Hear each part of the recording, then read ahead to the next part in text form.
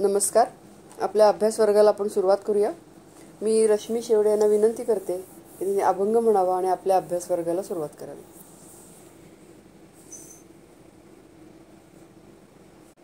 Hello, सुरू करून? हो हो, चालू कर. नमस्कार. मोगरा फुलला, मोगरा फुलला, मोगरा फुलला, मोगरा फुलला, फुले वेचिता बहरू कळी आसी आला, मोगरा फुलला, मोगरा फुलला,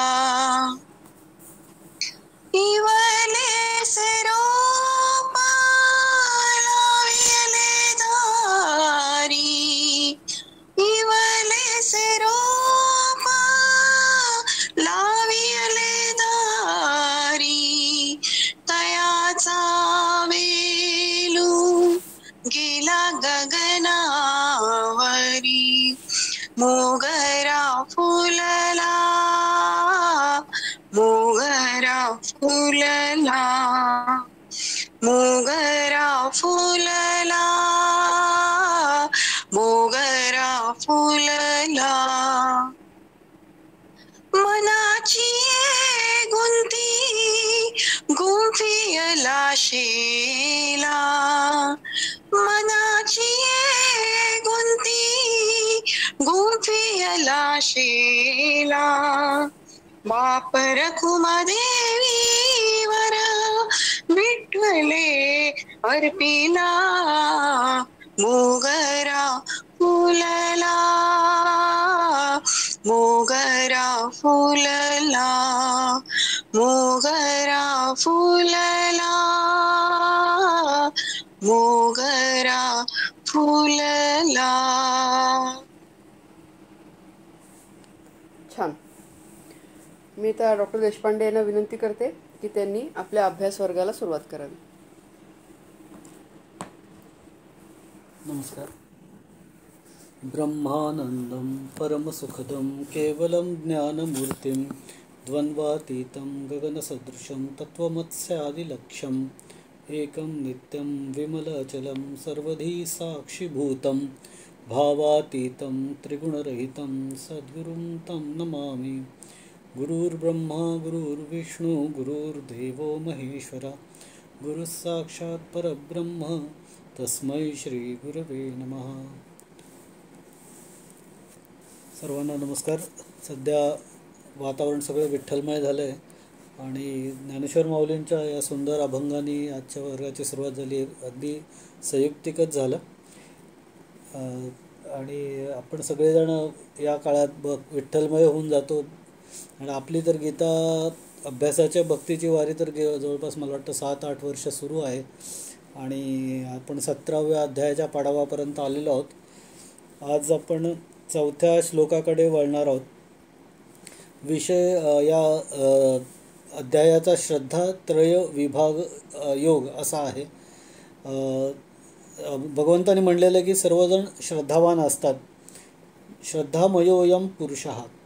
प्रत्येक व्यक्ती ही श्रद्धावान असतेच आणि फक्त काय असतं की त्या श्रद्धेचे त्रय विभाग योग असं म्हटलं आहे.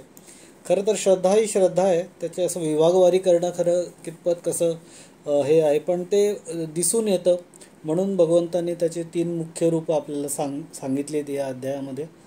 म्हणजे ही जी आपल्या मनात उचमळून येणारी मोठी भावना असते ती म्हणजे श्रद्धा आहे. मनातली एक आंतरिक शक्ती म्हणजे श्रद्धा आहे. ती कुठल्याही प्रसंगामध्ये शांत असो गंभीर असो आपल्याला अविचल ठेवणारी अशी जी शक्ती आहे ती म्हणजे श्रद्धा आहे. ते आपल्या जीवनाचं एक अविभाज्य असं अंग आहे. फक्त आता ही श्रद्धा कशी असावी कशी असू शकते याचं जरा अधिक विवेचन भगवंत पुढे आपल्याला करून देत आहेत.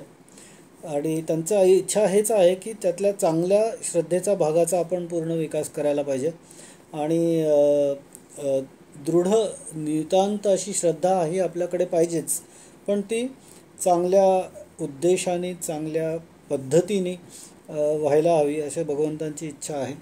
आणि त्यामुळे ते आपल्याला श्रद्धेचे प्रकार विशद करतायत 4थ्या श्लोकामध्ये. तर मी तावरे मॅडमना विनंती करतो की 4थ्या श्लोकाचा आणि त्या अनुषंगिक ज्ञानेश्वरीतील श्लोकांचं वाचन त्यांनी करावं.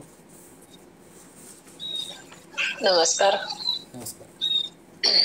यजन्ते सात्विका देवान् यक्ष रक्षांसि राजसाः प्रेतान् भूतगणाश्चान्ये यजन्ते तामसा जनाः. तरी सात्विक श्रद्धा जयांचा होय बांधा तया बहुत करुणी मेघा स्वर्गी आथी. ते विद्या जात पढती यज्ञ क्रिये निवडती किंबहुना पडती देवलोकी. आणि श्रद्धा राजसा घडले ते वीरेशा ते भजती राक्षसा खेचराहन. श्रद्धा जे का तामसी ते मी सांगेन तुझ पाशी जे का केवळ पापराशी अतिकर्कशी निर्दयत्वे. जीववधे साधूनी बळी भूत प्रेत कुळे मैळी स्मशानी संध्याकाळी पूजिती ते. ते तमोगुणाचे सार काढुनी निर्मिले नर जाण तामसीयेचे घर श्रद्धेचे ते. ऐसी इही तिही लिंगी त्रिविध श्रद्धा जगी पैहे यया लागी सांगत असे. जे हे सात्विक श्रद्धा जतन करावी प्रबुद्धा येरी दोन्ही विरुद्धा सांडाविया. हे सात्विक मती जया निर्वाहती होय धनंजया बागुल नो हे तया कैवल्य ते. तो न पढो का ब्रह्मसूत्र न लोढो सर्व शास्त्र सिद्धांत न होत स्वतंत्र तयाचा हाती. परी श्रुती स्मृतींचे अर्थ जे आपण होनी मूर्त अनुष्ठाने जगा देत वडील जे जे. तयांची आचरती पाऊले पाहुनी सात्विकी श्रद्धा चाले. तो तेची फळ ठेविले ऐसे लाहे. पै एक दीपू लावी सायासे आणिक तेथे लावू बैसे तरी तो काय प्रकाशे वंची जेगा. काय एके मोल अपार वेचोनी केले ढवळार तो सुरवाडू वस्ती कर न भोगी काही. हे असो जो तळे करी ते तयाची चतृषा हरी की स्वारासीची अन्न घरी येरानो हे. बहुत काय बोलो पैगा ये का गौतमासीची गंगा येरा समजता काय जगा वाहाळ झाली. म्हणोनी आपुली यारी आपुली पारी शास्त्र अनुष्ठिती कुसरी जाणे तया ते श्रद्धा जोवरी तो मूर्खू ही तरे.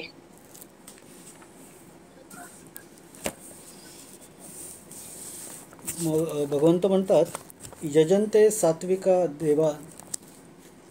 भगवंत म्हणतात यजन्ते सात्विका देवान यक्ष रक्षांसी राजसाः प्रेतान भूतगणाश्च अन्नै यजन्ते तामसा जनाः. 2 ओळीतच ते 3 जे प्रकारचं कॅटेगरायझेशन आहे श्रद्धेचं वर्गीकरण आहे ते थोडक्यात सांगतात भगवंत. काय म्हणतात?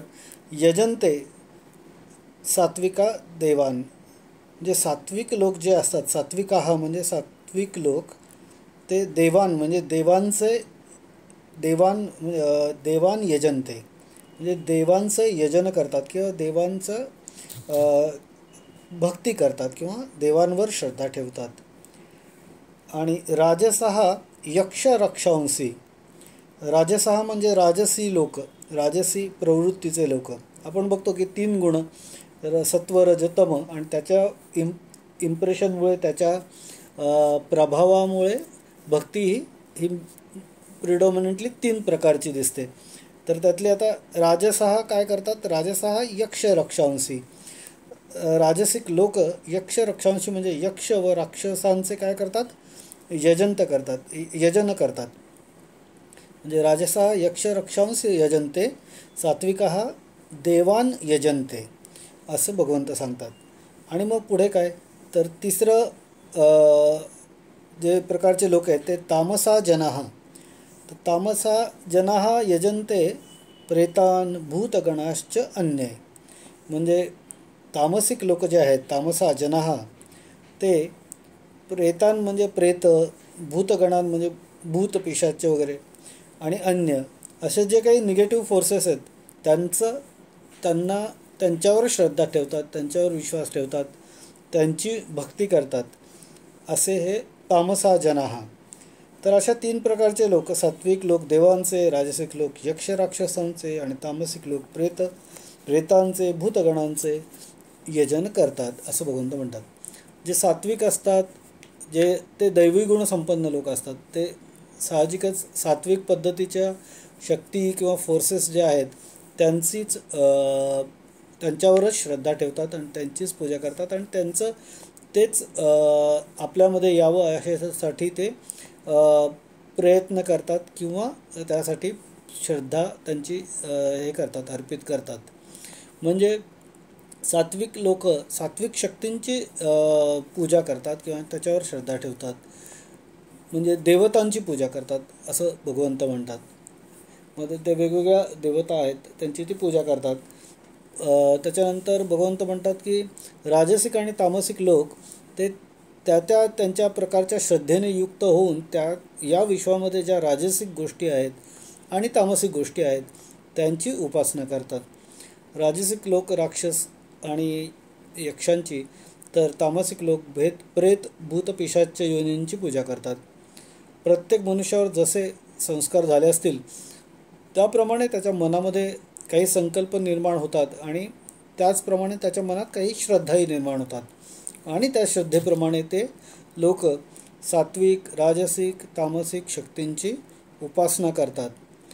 राजसिक आणि तामसिक लोक जर त्या श्रद्धेने युक्त होऊन उपासना करतात तरी ते जरी उपासना करत असले तरीसुद्धा त्यांना शेवटी अधोगतीच मिळते, कारण त्यांची ती भक्ती किंवा ती श्रद्धा ती शुद्ध नसते किंवा त्याचा हेतू शुद्ध नसतो.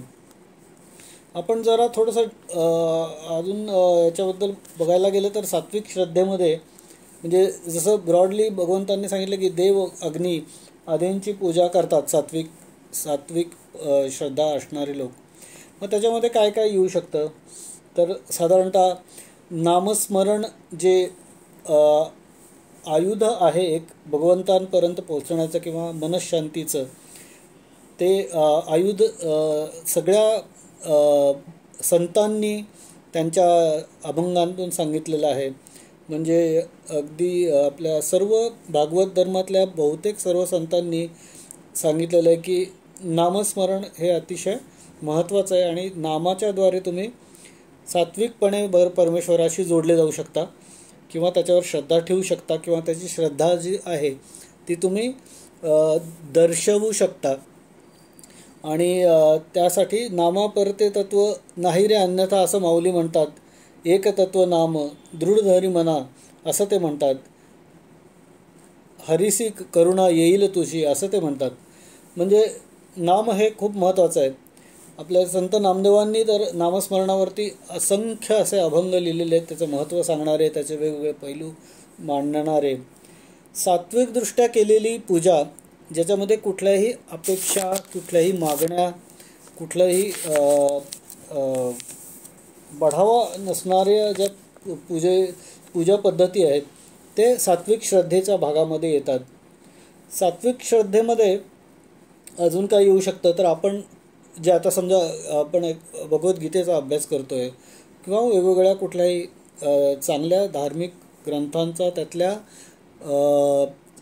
सात्विक गोष्टींचा अभ्यास करून त्या गोष्टी आपल्यामध्ये अंमलबजावणी करण्यासाठी आपण काही ठरवतो आहे किंवा प्रयत्न करतो आहे, हाही एक सात्विक श्रद्धेचा भाग झाला. ग्रंथ वाचन आहे, ग्रंथांचं पठण आहे. वेगवेगळ्या प्रकारे आपण ग्रंथांचं जर पठण करत असू चांगल्या ग्रंथांचं चांगल्या हेतूने तर ते सात्विक श्रद्धेचा भाग येऊ शकतं. चांगल्या ग्रंथांचं चांगल्या विचारांचं मनन करणं ही सात्विक श्रद्धेचाच भाग आहे. त्यामुळे हे मनन करणं हे पठण आणि वाचन याच्या पुढची स्टेज म्हणता येईल, की जे आपण वाचलं, जे आपण ऐकलं, जे आपण बोललो ते मनात पुन्हा पुन्हा आठवणं, शांत मनाने न बोलता पूर्णपणे मनात आठवणं आणि शक्य तेवढं आपल्या आयुष्यात त्याचं इम्प्लिमेंटेशन करण्याचा प्रयत्न करणं ही एक सात्विक श्रद्धेचा भाग असू शकतो. ध्यान धारणा ही सुद्धा सात्विक श्रद्धेचाच भाग होऊ शकतो. चिंतन आहे, सतत ईश्वराचं चिंतन, जसं नामस्मरण आहे की आपण वैखरी वाणीने जप करू किंवा 4 सांगितलेल्या आहेत वाणी त्यांनी आपण जप करू, किंवा मनातल्या मनात सतत ईश्वराचं चिंतन करू, म्हणजे त्याला सगुण त्याची मूर्ती समोर आणून त्याचं स्मरण करू, चिंतन करू, किंवा अगदी कणाकणात ईश्वर भरलेला आहे याची जाणीव स्वतःला करत देत राहणं, सतत आपल्याला मनाला मोटिवेट किंवा मनाला डायरेक्ट करत राहणं, दिशा देत राहणं आणि प्रत्येकामध्ये देवत्वाचं, चांगुलपणाचं अस्तित्व ओळखत आणि ॲप्रिशिएट करत राहणं स्वतः मनाने. अगदी बोलून दाखवलं तर चांगलंच, नाहीतर स्वतःच्या मनात तरी ते ॲप्रिशिएट करत राहणं आणि त्याच्यातल्या प्रत्येकातल्या देवत्वाचं जाणीव स्वतःला करून देणं हा एक ध्यान चिंतनाचा भाग असू शकतो. आणि हे चिंतन पण खूप अतिशय सात्विक प्रकारची श्रद्धा असू शकते, की जर मी म्हणलो की माझ्या सभोवतालच्या प्रत्येक व्यक्तीमध्ये काहीतरी चांगला गुण आहे, चांगली भावना आहे, चांगला विचार आहे आणि तो मला जाणून घ्यायचा आहे किंवा त्याचं कौतुक करायचं किंवा त्याचा माझ्या जीवनात मी अंमलबजावणी करायची याची जरी मला जाणीव जर झाली, असं जरी माझ्या मनाने चिंतलं आणि ते चिंतन जर झालं तर ते सात्विक श्रद्धेचा भाग होऊ शकतं. खरं तर आपलं मनावर असे असंख्य कविता, गीतं, लेखन असं आहे की असंख्य प्रकारे की मन हे अतिशय भरकटणारं आहे, क्षणात इथं जाणारं, आणि मनात चांगले विचार जेवढे येतात तेवढेच वाईट विचार सारखे क्षणाक्षणाला येत असतात.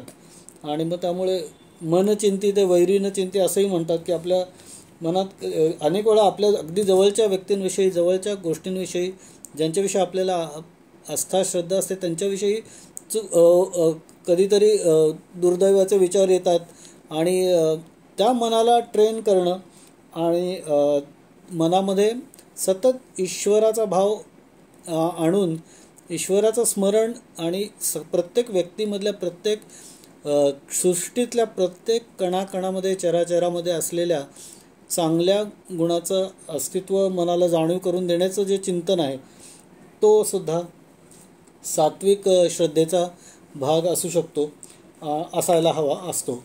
आणि याच्यानंतर जर आपण बघितलं तर आपण अनेक याच्यामधनं वाचलेलं ऐकलेलं आहे ते की सात्विक श्रद्धा किंवा आपले जे भक्तीचे भाग आहेत ते साधारणतः आपण 9 प्रकारांमध्ये जाणून घेतो. ते म्हणजे नवविधा भक्ती. त्याच्यामध्ये आपण म्हणतो की श्रवण भक्ती, कीर्तन भक्ती, स्मरण भक्ती, वंदन भक्ती, अर्चन भक्ती, पादसेवन भक्ती, दास्य भक्ती, सख्य भक्ती आणि आत्मनिवेदन भक्ती. हे सगळ्यात शेवटची पुढची स्टेप. श्रवण भक्तीमध्ये श्रवण चांगल्या गोष्टींचं, ईश्वराच्या संबंधित गोष्टींचं सतत ऐकणं, ईश्वराच्या विचारांचं श्रवण करणं, ईश्वरांच्या कथांचं श्रवण करणं, भगवंतांच्या विचारांचं श्रवण करणं.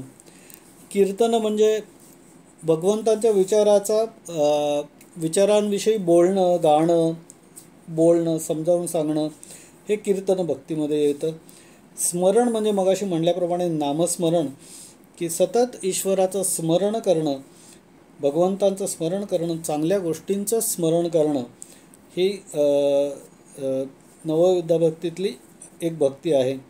वंदन भक्ती म्हणजे वंदन करणं, चांगल्या गोष्टींना, श्रद्धेय गोष्टींना आपल्या मनाला ज्या गोष्टींमुळे चांगलं वळण मिळतं त्या गोष्टींना वंदन करत राहणं, आपले आई वडील असतील, गुरु असतील, आपले आध्यात्मिक क्षेत्रातले गुरु असतील, आपली पुस्तकं असतील, आपल्या व्यवसायातले आपले गुरु असतील, आपल्या व्यवसायाचे चांगला भाग हा आपला, या सगळ्यांना वंदन मनातल्या मनात करणं, हे वंदन भक्ती ही नवविधा भक्तीतील एक भक्ती होते.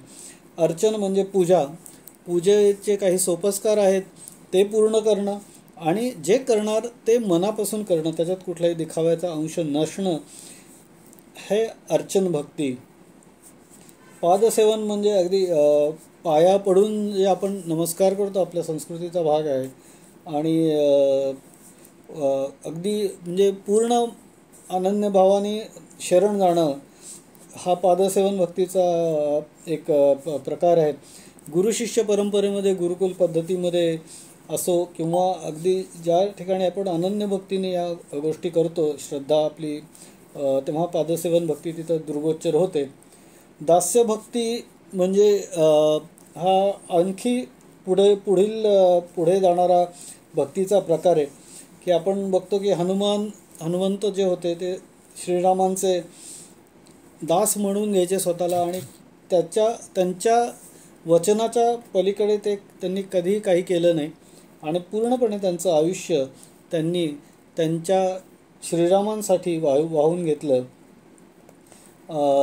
पूर्णपणे सतत त्यांचं स्मरण केलं, त्यांनी सांगितलं तेच श्रवण केलं, त्यांनी जे सांगितलं ते ऐकलं, त्यांच्या पद्धतीने केलं, त्यांच्या जीवनासाठी त्यांनी स्वतःचं जीवन पूर्णपणे समर्पित केलं. अशी ही दास्य भक्ती. समर्थांचं आपल्याला माहिती आहे की समर्थांनी काही रामाला बघितलं नव्हतं, श्रीरामाला बघितलं नव्हतं, पण लहानपणापासूनच एक ओढ होती की श्रीराम भेटावेत आणि मला ते भेटणार आहेत अशी एक दाट श्रद्धा होती. आणि त्या श्रद्धेच्या जोरावरच घर कुटुंब सोडून जाणं, 12 वर्ष पूर्ण देशभ्रमण करणं, 12 वर्ष पूर्ण श्रद्धेने पुरश्चरण करणं, देवभक्ती करणं, अभ्यास करणं, अध्ययन करणं आणि त्याच्या पुढे कुठेही स्थिर न क्षेत्री एखाद्या स्थिर राहून स्वतःचा फायदा न करता श्रीरामांची भक्ती आणि हनुमंतांची भक्ती समाजात पसरवत राहणं, यासाठी रामदासांनी जे आयुष्य त्यांचं घालवलं हा पण एक दास्य भक्तीचं उदाहरण म्हणता येईल. ब्रह्मानंद महाराजांनी ज्या प्रकारे श्री महाराजांवर श्रद्धा ठेवून त्यांचं आयुष्य कंठलं आणि ते स्वतः एक आदर्शभूत म्हणून राहिले श्री महाराजांच्या पुढच्या त्यांच्यावर श्रद्धा ठेवणाऱ्या श्रद्धावान लोकांसाठी, भक्तांसाठी, भाविकांसाठी, साधकांसाठी, तेही एक दास्य भक्तीचं अगदी अनन्य उदाहरण आहे असं म्हणता येईल. सख्य भक्ती हा नवविधा भक्तीतला एक प्रकार आहे. सख्य भक्ती म्हणजे आपण बघतो की ते थोडीशी ईश्वराशी, भगवंताशी मैत्री असते, पण त्याच्यामध्ये पूर्णपणे श्रद्धा असते. त्यामुळे कृष्णाचं आणि अर्जुनाचं उदाहरण याच्यात आपण नेहमी बघतो की त्यांची एक सख्य भक्ती होती की जरी कृष्ण आणि अर्जुन अगदी चांगले मित्र होते तरीसुद्धा अर्जुनाची अनन्य अशी श्रद्धा याच्यावर होती, श्रीकृष्णांवर होती. आणि ते कितीही काही शंका कितीही उपस्थित केल्या, या 18 अध्यायात त्यांनी असंख्य प्रश्न भगवंतांना, श्रीकृष्णाला विचारले असतील, परंतु ते शेवटी म्हणलेले आहेत की करिष्ये वचनम तव, तू म्हणशील तेच मी करेन, असं म्हणून त्यांनी पूर्ण श्रद्धेने श्रीकृष्णाचं म्हणणं ऐकलं. तर हे एक सख्य भक्तीचं उदाहरण आहे. त्यामुळे ते एक उदाहरण म्हणता येईल. भाऊसाहेब केतकरांचं उदाहरण देता येईल श्री महाराजांच्या बाबतीत. त्यांची जरी सख्य असलं तरी त्यांची पूर्ण श्रद्धा त्यांच्यावर होती. आणि आत्मनिवेदन भक्ती म्हणजे जेव्हा आपण पूर्ण श्रद्धेने जाणतो की स्वचा पूर्ण शोध आपला पूर्ण होण्याच्या बेतात असतो किंवा आत्माराम आपल्याला दिसतो किंवा आपल्यामध्ये असलेलं चांगलं तत्त्व आपल्याला जेव्हा दिसतं आणि भगवंत आणि आपण भगवंताशी पूर्णपणे जेव्हा एकरूप होतो मनाने, तेव्हा ती जी श्रद्धा असते, ती जी भक्ती असते, ती आत्मनिवेदनपर भक्ती असते. तर असे हे श्रद्धेचे जे विविध स्वरूप आहेत प्रकटीकरणाची, ही सगळी श्रद्धेची स्वरूपं जी आहेत भक्तीची, ती सात्विक श्रद्धेमध्ये येतात असं भगवंत सांगतात. तर याच्यात काही उदाहरणं देता येतील. एक डॉक्टर होते, ते थोडेसे डॉक्टर असल्यामुळे त्यांनी सायन्सचा अभ्यास केला होता. हार्ट सर्जन होते. साहजिकच ते म्हणजे बुद्धिप्रामाण्यवादी किंवा फारसं देवावर विश्वास न ठेवणारे किंवा थोडक्यात नास्तिकच होते म्हणायला हरकत नाही. आणि ते असंख्य ऑपरेशन्स करायचे, पण त्यांचा देवावर असा काही फारसा विश्वास नव्हता किंवा त्यांचं त्याच्यावर हे नव्हतं, त्यांचा कामावर विश्वास होता. तर त्यांना एकदा असं झालं की एक लहान मुलीचं, हार्ट सर्जन होते, असंख्य हार्ट्सची त्यांनी ऑपरेशन केली. तर एका लहान मुलीचं, एक 11-12 वर्षाच्या मुलीचं काहीतरी ऑपरेशन त्यांना करायचं होतं. आणि त्यावेळेला अगदी खूप म्हणजे कमी चान्सेस होते तिचे वाचण्याचे. जवळपास 95% ब्लॉकेज होतं, 5% चान्सेस होते की ती वाचू शकेल वगैरे, आणि शक्यता कमीच होती. आणि तसं डॉक्टरांनी त्यांच्या आईवडिलांना सांगितलं तिच्या की बाबा हे असंच आहे, चान्सेस कमी आहेत. तर ते म्हणले नाही, आमची भगवंतावर श्रद्धा आहे. तुम्ही जर म्हणताय 5% वाचू शकते, तर आम्ही त्या 5%वर विश्वास ठेवून आम्ही तुम्हाला ऑपरेशन करायची विनंती करतो आणि तुम्ही ते करा. भगवंत नक्कीच त्याच्यात साथ देतील. तेव्हा डॉक्टर हसतात की आता काय सांगायचं, यांना कळत कसं नाही की मी सांगतो एवढं. पण ते म्हणले बरं ठीक आहे, तुम्ही म्हणताय 5% तर आपण ते करूयात.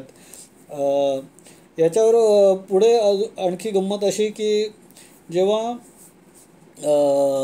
ऑपरेशनला म्हणजे भूल देण्याच्या आधी त्या मुलींनी डॉक्टरांना काय सांगावं की डॉक्टर तुम्ही माझं ऑपरेशन करताय, तर माझी एक रिक्वेस्ट आहे तुम्हाला, एक छोटीशी गोष्ट माझ्यासाठी कराल का? तर ते म्हणतात की काय करायचं, म्हणजे हसतात. ते म्हणतात काय करायचं आहे तुझ्यासाठी? तर ते म्हणतात की ती म्हणते मुलगी की आई मला नेहमी सांगत असते की माझ्या हृदयामध्ये देव आहेत, बसलेले आहेत, भगवंत आहेत. पण काय झालं की हृदयातले ते देव मला समोर दिसत नाही आहेत, पण तुम्ही आता मला हार्ट माझं ओपन करणार आहात, तर तुम्हाला ते नक्की दिसतील. तर तुम्ही त्यांना माझा नमस्कार सांगाल का किंवा माझ्यातर्फे त्यांना नमस्कार कराल का?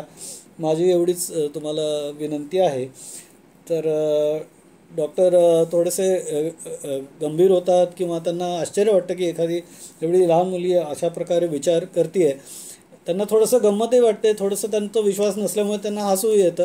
पण ते म्हणतात ठीक आहे, हरकत नाही, मी तुझं नक्की इच्छा पूर्ण करेन असं समजावण्याच्या स्वरात ते तिला म्हणतात. मी नक्की तू जे सांगितलेस ते देवाला सांगेन, त्याला तुझा नमस्कार सांगेन.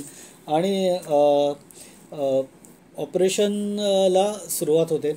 ऑपरेशन जसं जसं पुढे जातं, जसं ते हार्ट ओपन होतं, तेव्हा ते ब्लॉकेजेसमुळे असेल किंवा काय ते एओर्टिक हे असतील कॉम्प्लेक्सिटीज की त्याच्यामध्ये अजिबात म्हणजे डॉक्टरांनी चांगले अगदी मेटिक्युलसली प्रयत्न करून सुद्धा अजिबात त्याच्यात ब्लड फ्लो येत नसतो हार्टमध्ये. आणि त्यामुळे आता डॉक्टरांना दिसायला लागतं की जरी हे मी सुरू केलेलं आहे तरी आता हे काही होण्यातलं काम नाही. आणि त्यांना त्यांच्या डोळ्यासमोर मुलीचा चेहरा दिसत असतो समोर, आणि त्यांना अचानक आठवतं की ते मुलगी असं म्हणली होती की डॉक्टर तुम्ही माझ्या हृदय ओपन केलं की त्याच्या आतल्या देवाला माझा नमस्कार सांगा. आणि ते वाक्य त्यांना आठवतं. आणि खरं तर त्यांची एवढी हे नसतानासुद्धा एक क्षणभर ते डोळे मिटून जो काही देव असेल असं तिला वाटतंय त्याला ते म्हणजे त्यांच्या नकळत, त्यांच्या इच्छेविरुद्ध पण ते नकळत ते त्याला वंदन करतात. आणि अचानक त्यांची जी असिस्टंट सर्जन असते ती म्हणते की सर ब्लड फ्लो सुरू झाला आहे, पहा ब्लड फ्लो सुरू झाला आहे. आणि अचानक त्या हृदयामध्ये ब्लड फ्लो सुरू झालेला असतो, रक्तप्रवाह सुरू होतो. आणि मग पुढचं ऑपरेशन पटकन ब्लॉकेजेस काढून ते डॉक्टर पूर्ण करतात, सर्जन पूर्ण करतात. पुढचं पूर्ण प्रोसिजर पूर्ण करताना त्यांच्या डोळ्यातनं मात्र सतत अश्रूंच्या धारा वाहत असतात आणि ते ऑपरेशन सक्सेसफुल होतं. आता याच्यात श्रद्धेचा भाग हा इतका महत्त्वाचा की आईवडिलांनी विश्वास ठेवला की नाही, जरी 5% याच्यातले यशस्वीतेची शक्यता असेल तरी भगवंत आमच्या पाठीशी आहेत आणि नक्कीच हे यशस्वी व्हावं अशी भगवंताची इच्छा असणार. एवढ्या लहान मुलीला पुढचं आयुष्य चांगल्या प्रकारे जावं अशी भगवंताची नक्कीच इच्छा असणार. ही त्यांची आईवडिलांची श्रद्धा. त्या मुलीची श्रद्धा की माझ्या हृदयात आईने सांगितलं आहे म्हणजे माझ्या हृदयात नक्कीच भगवंत राहतात आणि त्या भगवंतांना माझ्यातर्फे डॉक्टरांनी नमस्कार करावा, हे अशा प्रकारे खरंच ॲक्च्युली भावूक करणारा असं प्रसंग ती मुलीची श्रद्धा. आणि या दोन्ही श्रद्धांचा सात्विक परिणाम डॉक्टरांच्या मानसिकतेवर होऊन त्यांच्यातही जागी झालेली श्रद्धेची जागी झालेली श्रद्धा यामुळे याचा सगळ्याचा सकारात्मक पॉझिटिव्ह व्हायब्रेशन्स बहुतेक पडून त्या मुलीचं आयुष्य वाचतं. आणि गंमत म्हणजे डॉक्टरांच्या आयुष्यात लाईफस्टाईलमध्ये फरक पडतो. जे अजिबात देवावर विश्वास न ठेवणारे डॉक्टर भगवंताची एक प्रतिमा त्यांच्या OPDमध्ये लावून दररोज त्याला नमस्कार करूनच OPDची सुरुवात करतात. मोठे हार्ट सर्जन असून त्याच्यानंतर प्रत्येक ऑपरेशनच्या पूर्वी ते त्यांच्या मधल्या भगवंताला आणि पेशंटमधल्या भगवंताला आवाहन करून सकारात्मक गोष्ट घडण्यासाठी आणि त्यांच्या हातून चांगलं कार्य व्हावं, कार्य घडवून घ्यावं भगवंतानी येऊन अशी भगवंताला विनवणी करूनच पुढील त्यांच्या कारकीर्द त्यांनी सुरू ठेवली. आणि ॲक्च्युली ही खरी घटना आहे. डॉक्टरांचं नाव मला माहीत नाही पण ही ॲक्च्युली खरी घडलेली घटना आहे. आणि हा सकारात्मक श्रद्धेचा, सात्विक श्रद्धेचा एक खूप चांगलं उदाहरण आहे असं म्हणता येईल की आपण you become what you believe असं जसं इंग्लिशमध्ये म्हणतात, किंवा जे चांगलं आपण विचार करू तसं घडत जातं. त्यामुळे त्यासाठी चांगला विचार करणं, चांगली श्रद्धा ठेवणं हे महत्त्वाचं आहे. एक श्रद्धेचं आणखी एक उदाहरण म्हणजे ह्याच बिलीफबद्दल आहे की एक आपल्या ब्रह्मकुमारीच्या अतिशय नामवंत अशा एक हे प्रवचन देणाऱ्या शिवानी म्हणून आहेत की ज्या ज्या आरोग्यावर आणि याच्यावर मानसिकतेवर खूप चांगलं सायकोलॉजिकल याच्यावर डिस्कोर्सेस, लेक्चर्स वगैरे देत असतात. आणि एका ठिकाणी त्यांचं असंच एक हे होतं, व्याख्यान होतं आणि त्याला जवळपास 3,000 मुलांचा क्राऊड होता, म्हणजे गर्दी होती. आणि त्यातला एक मुलगा असा होता की त्याची तर खूप जास्ती श्रद्धा त्यांच्यावर होती, सर्वांचीच होती पण त्याची खूप श्रद्धा होती. आणि त्यांनी इतकी श्रद्धा होती की त्यांनी त्याच्या आईला सांगितलं होतं की आज मी यांना शिवानी मॅडमना भेटणार आहे, माझी त्यांची भेट होणार आहे.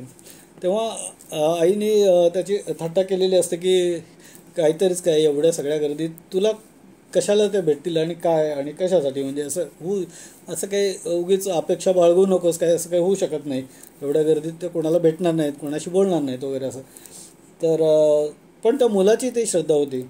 आणि म्हणजे ही गोष्ट स्वतः त्या शिवानी ज्या आहेत ब्रह्मकुमारी त्यांनी त्यांच्या बऱ्याचशा व्याख्यानातनं त्या सांगतात की सात्विक श्रद्धा म्हणजे कशी उपयुक्त असते किंवा कसे त्याचे परिणाम घडवते.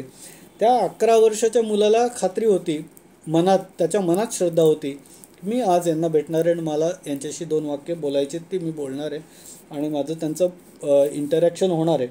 ज्या पद्धतीने त्यांनी ते व्याख्यान त्यांचं ऐकलं किंवा त्याच्यात काही शंका विचारल्या किंवा ज्यात इंटरॅक्शन त्याची झाली त्याच्यात त्या शिवानींना वाटलं की हा कोण मुलगा आहे. मला ते आयोजकांना त्या म्हटलं की या मुलाला जरा मला बॅकस्टेज मला भेटायला बोलवा.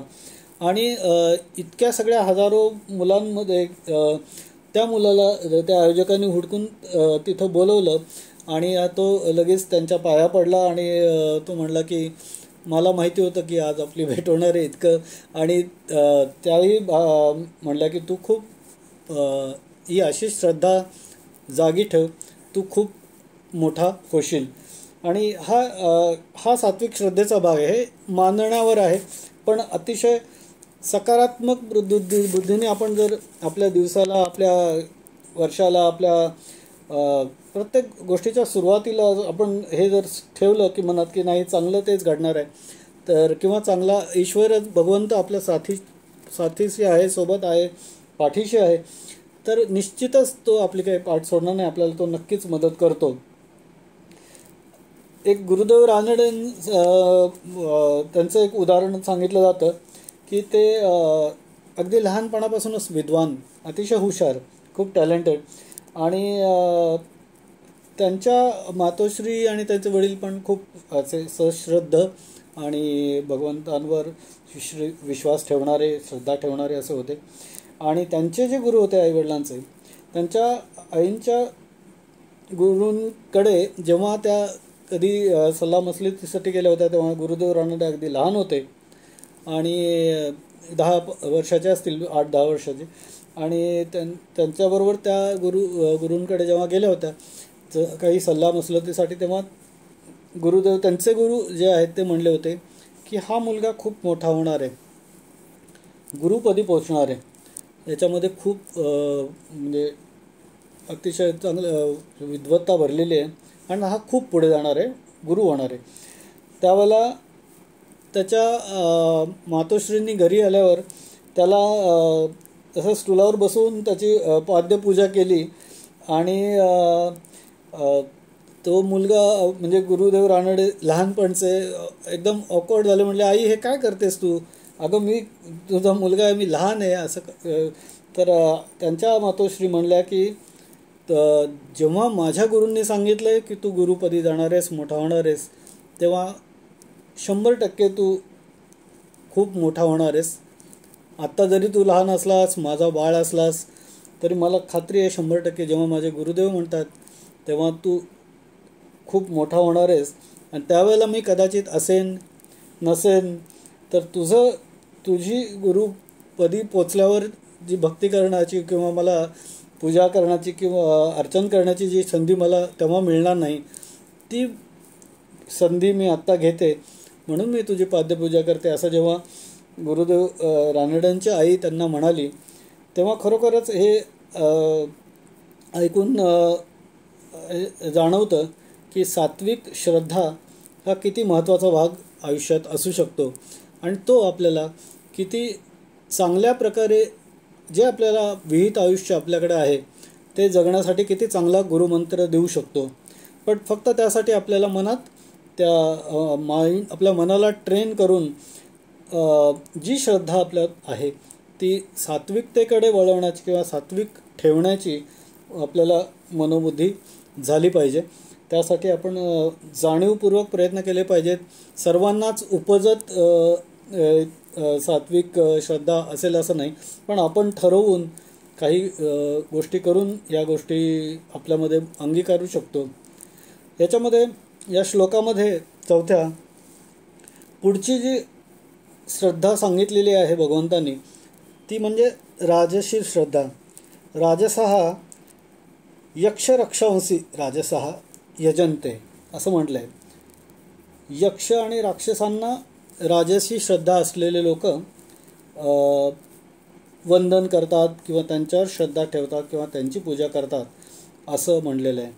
आता ही राजसी श्रद्धा म्हणजे काय, तर यक्ष आणि राक्षस हे आपण आता या काळात कुठे बघतो, पण आपण आपल्याला जाणवू शकतं आपल्या आजूबाजूला घडणाऱ्या गोष्टींमधनं की आपण बघतो की राजसी गोष्टींमध्ये काहीतरी सात्विक गोष्टींमध्ये जे नसतं ते राजसी गोष्टींमध्ये असतं. म्हणजे काहीतरी एखादी गोष्ट प्रूव्ह करण्याचा त्याच्यात एक अभिनिवेश असतो, एक ॲटिट्यूड असतो किंवा एक त्याच्यात थोडासा दंभ असतो. म्हणजे समजा आपण बघतो की मोठमोठ्या पूजा अरेंज केल्या जातात. आपण वेगवेगळ्या गावांमध्ये जातो तेव्हा कधी कधी आपल्याला जाणवतं की मोठमोठ्या प्रमाणात लाऊडस्पीकर लावलेले आहे आणि मग कोणतरी सांगतं की तिथं एक सत्यनारायणाची पूजा आहे. काही ठिकाणी जेवणावळी घातल्या जातात, काही ठिकाणी दिखाव्यासाठी काही पूजा अर्चा केल्या जातात, ज्याच्यामध्ये शुद्ध सात्विक भावाचा अभाव असतो, दिखाव्याचा प्रभाव असतो. ती मग राजसी श्रद्धा असं म्हणता येईल. राजसी श्रद्धेचे पण असंख्य उदाहरण आहेत. राजसी श्रद्धा ही जशी अभिनिवेश दाखवते की काहीतरी दंभ दिखावा किंवा असतं, त्याच्याबरोबरच राजसी श्रद्धेमध्ये काहीतरी हेतू पण असतो. म्हणजे आपण जर विचार केला तर देवाकडे मागण्या मागितल्या जातात. देवा माझं लग्न होऊ दे, मला चांगली मुलगी मिळू दे, देवा मला चांगलं घर मिळू दे, माझा चांगला बंगला होऊ दे, मला एखादी छानशी कार येऊ दे माझ्याकडे. जे मुलं हवी असतात ज्यांना ते म्हणतात की देवा आम्हाला मूल होऊ दे. पूर्वी पुत्रकामेष्टी यज्ञ वगैरे केले जायचे राजांकडनं की ज्यांना मुलं होत नसत त्यांच्याकडनं. म्हणजे यज्ञ देवाचा करायचा, पूजा देवाची करायची, पण मागणं मात्र स्वतःसाठी मागायचं, देवासाठी नाही. तर माझ्यासाठी काहीतरी देवा तू कर, असं काहीतरी कॉन्ट्रॅक्ट दिल्यासारखं जे प्रकारचे हे जे पूजन आहे किंवा ही जी श्रद्धा आहे ती राजश्री श्रद्धा असं त्याला म्हणता येईल. आपण बघतो की आपल्या वेगवेगळ्या रामायणात महाभारतात अनेक उदाहरणं आहेत की ज्याच्यामध्ये किंवा वेगवेगळ्या पुराणांमध्ये की ते जे काही लोक होते की जे श्रद्धावान होते पण त्यांच्या श्रद्धा या राजसी श्रद्धा होत्या. म्हणजे इंद्रजित त्याचं उदाहरण आपण देऊ शकतो. इंद्रजित हा ॲक्च्युली मेघनाद म्हणजे रावण आणि मंदोदरीचा मुलगा, आपल्याला माहिती आहे रामायणातला रावणाचा मुलगा इंद्रजित. तो अतिशय पितृभक्त होता. त्याची वडिलांवर त्याच्या खूप श्रद्धा होती. म्हणजे तो रावण भक्त होता थोडक्यात. त्याचे वडील म्हणजे त्याला देवासमान तो मानत होता. त्याला आध्यात्मिक भावना पण होत्या. तो गुरु शुक्राचार्यांचा शिष्य होता आणि असंख्य प्रयत्नांनी आणि खूप कठोर प्रयत्नांनी त्यांनी अनेक सिद्ध्या प्राप्त करून घेतल्या होत्या. इतक्या सिद्धी त्याच्याकडे होत्या आणि इतके अस्त्र होती, आक्रमक शस्त्र होती, अस्त्र होती त्याच्याकडे. म्हणजे आता जसं आपण म्हणतो की अमेरिकेत इतकी न्यूक्लिअर मिसाईल्स आहेत किंवा वेगवेगळ्या ठिकाणी वेगवेगळी इतकी न्यूक्लिअर मिसाईल्स आहेत, अँटी मिसाईल्स आहेत वगैरे वगैरे, तसे असंख्य शस्त्र अस्त्र या इंद्रजिताकडे होती. म्हणजे बचावात्मक, म्हणजे समजा एखाद्या मिसाईलला डिॲक्टिवेट करणारे जसे आपण आता S-4 सिस्टीम 400 सिस्टीम बघितली आपण आता भारत पाक युद्धामध्ये, तशा प्रकारचे बचावात्मक शस्त्र तर होती आणि उपसंहारात्मक म्हणजे अटॅक करून ग्रेनेड्स असतील काय असतील अशा प्रकारची शस्त्र त्या काळातली त्याच्याकडे होती. कोणाकडे? मेघनादाकडे म्हणजे इंद्रजिताकडे. त्याचं नावच इंद्रजित पडलं एवढ्यामुळे की ॲक्च्युली रावणाची इंद्राशी लढाई झाली होती आणि अतिशय तुंबळ अशी ही लढाई झाली.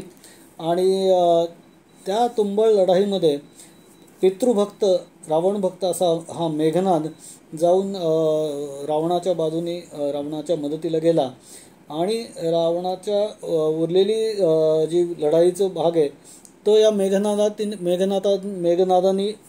लढला आणि तो जिंकला. म्हणून शेवटी आता इंद्राचं काय दमन होतं की काय अशी भीती वाटू लागल्यामुळे ब्रह्माजी आले आणि त्यांनी म्हणतात तसं युद्धबंदी केली, सीजफायर केलं आणि करार केला आणि त्यामुळे या मेघनादाला इंद्रजित असं नाव पडलं. आणि त्यांनी सांगितलं की तुम्ही इंद्राला जीवदान द्या आणि मग त्याच्या बदल्यात या मेघनादाला सर्व युद्धामध्ये विजेता राहण्याचा वरदान ब्रह्माजींनी दिलं. कुठल्याही युद्धात तू हारणार नाहीस असं वरदान त्यांनी दिलं. फक्त त्याच्यासाठी त्यांना थोडे प्री रिक्विजिट्स त्यांनी सांगितले, काही अटी घातल्या होत्या. त्या अटी म्हणजे असं की प्रत्येक युद्धापूर्वी तू कुलदेवी जी आहे प्रथंगिरा देवी होती त्यांची, त्याची पूजा तू केली पाहिजेस आणि निकुंभला यज्ञ तुला करावा लागेल असं त्यांनी सांगितलं. आणि ब्रह्मास्त्र, वैष्णवास्त्र आणि पाशुपतास्त्र ही तीन महत्त्वाची अस्त्र त्याच्याकडे होती. ती अगदी सगळ्यात शेवटी या मिसाईल्सचा, या अस्त्रांचा तू वापर करायचास आता असं त्यांनी सांगितलं ब्रह्माजींनी. आणि ते म्हणले की असा व्यक्तीच तुला हरवू शकेल जो अगदी रेअरेस्ट याच्यामध्ये, की तो 13 वर्ष जो झोपलेला नाही आणि ज्याच्यावर तू हे 3 अस्त्र वापरलेली नाहीस, असा व्यक्ती तुला म्हणजे हरवू शकेल असं त्यांनी सांगितलं. म्हणजे ही अगदी रेअरेस्ट ऑफ रेअर कंडिशन होती. म्हणजे त्याचं विजेतेपण अगदी म्हणजे संशयातीत असं झालं होतं. त्यामुळे मेघनाद इंद्रजित झालाच, पण तो अतिशय कॉन्फिडंट झाला. त्याची जी ही श्रद्धा होती ती राजश्री श्रद्धा होती. आणि त्यामुळे त्याला असं झालं की त्याला कदाचित उन्माद झाला. लक्ष्मण आणि त्याचं इंद्रजिताचं जेव्हा प्रचंड युद्ध झालं आपल्या लंकेमध्ये, जे युद्ध झालं शेवटचं राम रावण युद्ध त्याच्यामध्ये, आणि त्याच्यामध्ये आवेगामध्ये येऊन त्यांनी ब्रह्मास्त्र आणि इतर अस्त्र वापरली. आणि त्या वापरल्यामुळे लक्ष्मणसुद्धा अतिशय सशक्त आणि अस्त्रशस्त्र प्रचूर असल्यामुळे त्याच्यामुळे त्याचा मृत्यू नाही झाला, पण तो हे झाला म्हणजे मूर्छित होऊन पडला. पण याच्याकडनं ते अस्त्र वापरलं गेलं. आणि दुसरं असं होतं की हे युद्ध रोज सुरू व्हायचं, संपायचं. त्याच्या सुरुवातीला तो जी प्रथंगिरीचा देवीचा पूजा आहे तो ते करायचा. आणि त्या दिवशी असं झालं की त्या दिवशी तो जेव्हा पूजा करत होता त्या गुहेमध्ये, त्या डोंगरामध्ये, तेव्हा लक्ष्मण तिथं आधी जाऊन पोचला वाटतं. आणि त्यांनी त्याला इन्स्टिगेट केलं युद्धासाठी. आणि त्यांनी त्या वेळेला ते पूजा अर्धवट सोडून लक्ष्मणाच्या दिशेने त्या पूजेच्याच काही जे थाळी किंवा इतर काही गोष्टी त्याच्याकडे फेकून मारून त्या युद्धाची सुरुवात त्या दिवशीच्या केली. आणि अशा रीतीने तो स्वतःच मृत्यूच्या ज्या निकष होते त्याच्याकडे पोचला गेला. कारण वनवासामध्ये लक्ष्मण राम सीतेच्या संरक्षणासाठी एक क्षणही झोपला नव्हता असं म्हणतात. तो रात्रंदिवस पहारा ठेवून जागा असायचा. त्यामुळे 13 वर्ष न झोपलेला होता. त्याच्यावर तो त्या 3 अस्त्रांचा यांनी चुकीचा वापर केलेला होता. आणि पूजा याची भंग झालेली होती इंद्रजिताची, म्हणजे मेघनादाची. आणि त्यामुळे त्या कंडिशन्स तो फुलफिल करू शकला नाही आणि त्यामुळे त्याचा मृत्यू झाला लक्ष्मणाकडनं. आणि हे असं दिसतं की हे असं का झालं, एवढं सगळं त्याच्याकडे, एवढ्या सगळ्या विनिंग कंडिशन्स असताना तो का गेला किंवा का युद्धात मेला.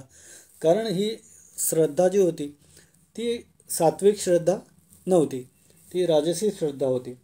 आणि त्यामुळे त्याचा जो शेवटचा तोचा जो परिणाम जो आहे तो अशाच प्रकारे होणार होता. आपण आपण ऐकतो रावणाविषयी की तो शिवभक्त होता. शिवतांडव स्तोत्र आपण म्हणतो ते त्यांनी रचलं असं म्हणतात. त्याच्या अनेक श्रद्धेच्याही अनेक कथा आहेत रामायणामध्ये. पण त्या श्रद्धा ज्या होत्या त्या राजसी आणि थोड्याशा तामसी वृत्तीकडे झुकणाऱ्या होत्या. आणि त्यामुळे शेवटी त्याचा जो अंत झाला तो याचाच परिपेश म्हणून झालेला आहे. आणि त्याच्या पुढची जी श्रद्धा भगवंतांनी सांगितली या श्लोकामध्ये ती म्हणजे तामसी श्रद्धा. म्हणजे त्यांनी म्हणलंय भगवंतांनी की तामसा जनाः प्रेतान भूतगणाश्च अन्ये यजन्ते. म्हणजे तामसी लोक प्रेत, भूत, भूतगण आणि इतर अन्य अशा प्रकारच्या व्यक्तींना, लोकांना यजनतात, म्हणजे पूजा करतात किंवा त्यांच्या भक्ती करतात. म्हणजे आपण बघतो की अस्थींची पूजा केली जाते, कवटींची पूजा केली जाते. जे भयंकर पूजेचे किंवा अघोरी पूजेचे प्रकार आपण ऐकतो त्या या तामसी श्रद्धेमध्ये येतात. स्मशानात जाऊन पूजा करणं किंवा पशूंचा बळी देणं. आपण बघतो की अगदी नेपाळच्या देवांपासून इथं अगदी आपण मांडर देवीपर्यंत बघतो की असंख्य ठिकाणी पशुबळी ही अतिशय महत्त्वाची गोष्ट मानली जात होती. देवांना ती अपेक्षित नव्हती किंवा नाही, पण त्यांच्या भक्तांना, त्यांच्या तामसी श्रद्धा ठेवणाऱ्या भक्तांना, त्यांना असं वाटतं की या पशूंना बळी दिल्याशिवाय हे देव काही आपल्यावर प्रसन्न होणार नाहीत. आणि मग पशुबळी आहे. काही ठिकाणी अगदी अघोरी पद्धतीने ज्या पूजा चालतात तिथं नरबळीच्या घटना आता आजवर घडलेल्या आहेत. जरी तो गुन्हा असला तरी अशा घटना घडल्याचं कुठेतरी आपल्याला वाचनात येतं आणि आपल्याला आश्चर्य वाटतं किंवा भीती वाटते की असं कसं घडतं. पण असं आयुष्यात काही ठिकाणी घडत असतं. अनेक ठिकाणी आपण बघतो की झाडाला खिळे मारणं, चपला, लिंबू लावणं, खिळे मारणं, त्याच्यावर ते खिळे कोणाला मारायचे तर ते कुठल्या तरी आपल्या नावडत्या व्यक्तीच्या नावाने ते खिळे मारले जातात की याचं वाटोळं होऊ दे, त्याला त्रास होऊ दे, तो आजारी पडू दे. आणि अशा प्रकारच्या अघोरी श्रद्धा ज्या आहेत, तामसी वृत्तीने केलेल्या श्रद्धा आहेत की बाबा हा आपला देव आहे आणि याला आपण हे कॉन्ट्रॅक्ट देऊया की तो आपल्या शेजाऱ्याचा, आपल्या शत्रूचा, आपला ज्याच्यावर राग आहे त्याचं काहीतरी तो वाटोळ करेल. अशा प्रकारची जे भावना मनात येते ज्या, आणि त्यांची जी सो कॉल्ड श्रद्धा आहे त्याला तामसी श्रद्धा म्हणता येईल. अंगात येणं याबद्दल आपण ऐकतो की प्रत्यक्ष ते अंगात येणं हा खरोखर जर देव यायचा असेल अंगात तर तो प्रत्येकाच्या अंगात आहेच. मग तो एका विशिष्ट वेळीच का अंगात येईल आणि तो एखाद्या गोष्टीविषयी निगेटिव्हच का बोलेल, हे पण हा सगळा तामसी श्रद्धेचा भाग आहे. मला आठवतं एकदा मी मांढरदेवीला त्या पशुहत्या पथकात असताना माझ्या डोळ्यासमोर घडलेली घटना बघितली की एक तरुण मुलगा म्हणजे लग्न झालेला, त्याची मुलगी आणि त्याची सासू असे तिघंजणं तिथं आलेले, तो देवारा घेऊन डोक्यावर हे करून. आणि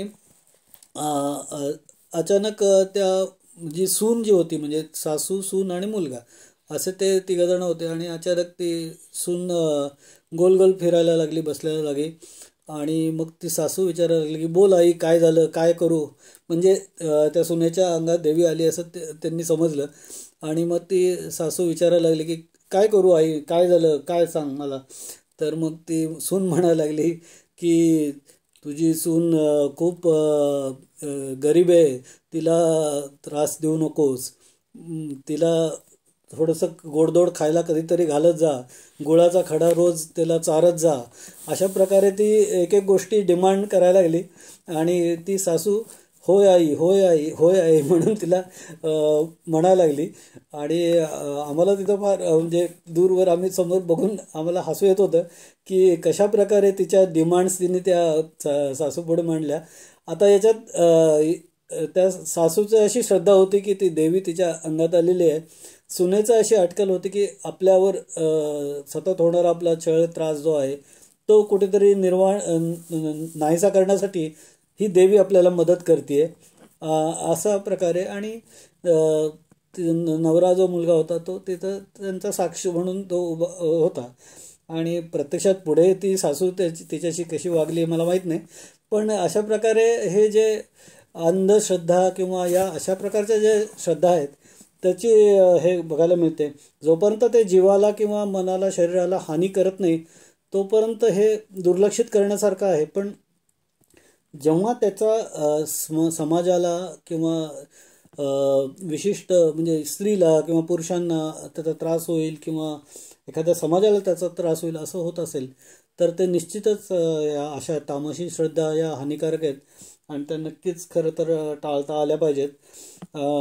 खरं तर भाव तैसा देव असं म्हणलेलंच आहे की आपल्या मनातला भाव जसा आहे त्याप्रमाणे देव आपल्याला जाणवतो, भासतो, दिसतो आणि त्याच्यावर आपली श्रद्धा असते. ते आचार्य प्रशांत म्हणून एक विद्वान आहेत, ते म्हणतात की या ज्या 3 श्रद्धा सांगितल्यात भगवंतांनी या 17व्या अध्यायातल्या 4थ्या श्लोकात, त्याच्या पुढची पण एक श्रद्धा आहे भगवंतांना अपेक्षित. ती कोणती तर जसं सत्व, रज, तम या 3 गुणाच्या पलीकडे आपण म्हणतो की गुणातीत भव असं भगवंत आपल्याला सांगतात की अल्टिमेटली तुम्ही या सत्व रज तम गुण तुमच्यात जे इफेक्ट करतायत किंवा प्रिडॉमिनंट आहेत त्याला तुम्ही ओळखा आणि त्याच्यावर मात करून सत्वकडे वाटचाल करा. पण तुमचा अल्टिमेट गोल असायला पाहिजे की गुणातीत भव, असं भगवंत आपल्याला सांगतात गीतेमध्ये. तसं श्रद्धेच्या बाबतीत सुद्धा गुणातीत श्रद्धा आपल्याला जर जोपासता आली तर तो खूप महत्त्वाचा भाग असू शकेल असं आचार्य प्रशांत यांनी म्हटलेलं आहे. मग गुणातीत श्रद्धा म्हणजे कसं की याच्यामध्ये सात्विक भाव जो आहे त्याच्याही पलीकडे म्हणजे आपल्यामधला भगवंत, सृष्टीतल्या चराचरातला कणाकणातला भगवंत याची सतत जाणीव ठेवणं, कुठल्याही प्रकारचा अभिनिवेश न ठेवणं, कुठल्याही प्रकारच्या देवाकडून किंवा कुठल्याही व्यक्तीकडून किंवा समाज व्यवस्थेकडून अपेक्षा ठेवून त्याच्याप्रमाणे सुख आणि दुःखाचा अनुभव न घेणं, अशा प्रकारचे जे भावना आपल्या मनात आपण अंगीकारली आणि सतत त्याच्या अस्तित्वाचा मात्र जाणीवपूर्वक स्वीकार केला भगवंताच्या, तर ती जी श्रद्धा असते ती गुणातीत श्रद्धा असू शकेल असं त्यांनी सुचवलेलं आहे. तर आज या 4थ्या श्लोकात भगवंतांनी जे आपल्याला सात्विक, राजसी आणि तामसी श्रद्धेचे लोक काय करतात याच्याबद्दल थोडक्यात सांगितलं. याच्याबद्दल अजून थोडंसं डिटेलमध्ये ते आपल्याला पुढच्या काही श्लोकांमध्ये सांगणार आहेत. पण आज मी आता इथं थांबतो. सर्वांना नमस्कार, धन्यवाद. छान. मी आता मापारी काकूंना विनंती करते की त्यांनी आरती म्हणावी. आवाज येतोय का? हा, येतोय. म्हणते हा. जय भगवद्गीते, जय जय भगवद्गीते, ओम जय भगवद्गीते, जय जय भगवद्गीते. हरिय कमल विहारिणी, हरिय कमल विहारिणी, सुंदर सुपुनीते. जय भगवद्गीते. कर्म सुमर्म विकासिनी, कामासक्ती हरा, तत्वज्ञान विकासिनी, तत्वज्ञान विकासिनी, विद्या ब्रह्मपरा. जय भगवद्गीते. निश्चल भक्ति विदायिनी, निर्मल मलहारी, शरण्य रहस्य प्रदायिनी, शरण्य रहस्य प्रदायिनी, सब विधि सुखकारी. जय भगवद्गीते. राग द्वेष विदारिणी, कारिणी मोद सदा, भव भय हरिणी तारिणी, भव भय हरिणी तारिणी, परमानंद प्रदा. जय भगवद्गीते. आसुर भाव विनाशिनी, नाशिनी दैवी सद्गुणदायिनी, दैवी सद्गुणदायिनी, हरिरसिका सजनी. जय भगवद्गीते. समता त्याग हरिमुख की वाणी, सकल शास्त्र की स्वामिनी, सकल शास्त्र की स्वामिनी, श्रुतियों की रानी. जय भगवद्गीते. दया सुधा पावनी, मातु कृपा की जय, हरिपद प्रेम दान कर, हरिपद प्रेम दान कर, अपनो कर ली जय. जय भगवद्गीते. जय जय भगवद्गीते. हरिय कमल विहारिणी, हरिय कमल विहारिणी, सुंदर सुपुनीते. जय भगवद्गीते. ओम जय भगवद्गीते. ओम जय भगवद्गीते. छान. मी आता विद्याधर भाऊ देशपांडे यांना विनंती करते की त्यांनी पसायदान म्हणावे. हॅलो, ऐकू येतो आवाज? हा, येतोय. आता विश्वात्मके देवे, येणे वाग्यज्ञे तोषावे, तोषोनी मज द्यावे, पसाय दान हे. जे खळांची व्यंकटी सांडो, तया सत्कर्मी रती वाढो, भूता परस्परे पडो, मैत्र जीवांचे दुरितांचे तिमिर जाओ, विश्व स्वधर्मे सूर्ये पाहो, जो जे वांछील तो ते लाहो, प्राणी जात वर्षत सकळ मंगळी, ईश्वर निष्ठांची मांदियाळी, अनवरत भूमंडळी भेट तू भूताय. चला कल्पतरूंचे आरव, चेतना चिंतामणींचे गाव, बोलते जे अर्णव पियुषांचे. चंद्रमे जे अलांछन, मार्तंड जे तापहीन, ते सर्वाही सदा सज्जन, सोय रे हो तू. किंबहुना सर्व सुखी पूर्ण होऊनी तिही लोकी, भजजो आदि पुरुषी अखंडित. आणि ग्रंथोपजीविये विशेषी लोकी इये, दृष्टादृष्ट विजय होवावेजी. येथ म्हणे श्री विश्वेश्वराव, हा होईल दान प्रसाव. येणे वरे ज्ञान देव, सुखिया झाला सुखिया झाला सुखिया झाला. धन्यवाद.